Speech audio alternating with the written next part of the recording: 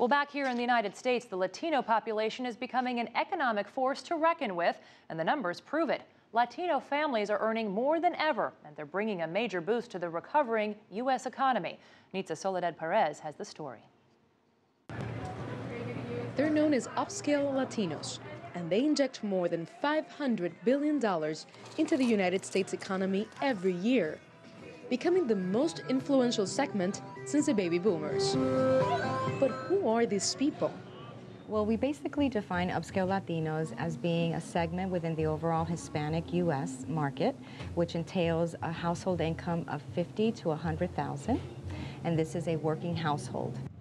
According to a study released by the marketing research firms Nielsen and AHAA, the voice of Hispanic marketing, upscale Latinos comprise 40% of the total Hispanic purchasing power, which totals about $1.5 trillion. The report says that the group tends to be bicultural, young, tech-savvy, with larger families, and they are more likely to be dual income earners than non-Hispanic upscales.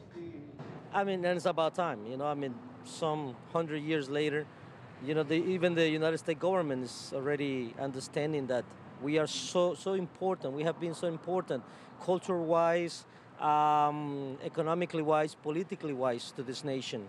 Upscale Latinos were found to be 150% more likely to have purchased a computer, laptop, or tablet in the last 2 months, and more than twice as likely to have bought designer clothing or accessories than their non-Hispanic peers.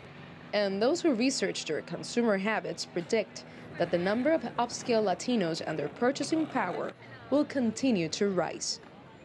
We're obviously seeing an evolution with entry to college, so that's also increasing. So with education, there comes a higher level of entry into the middle class and upscale class.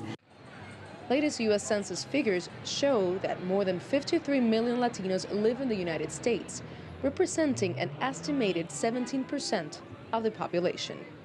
Studies predict that by 2015, U.S. Latinos would constitute the 9th largest world economy if they were their own country. For those in marketing, these statistics will no doubt direct their energy in the years ahead.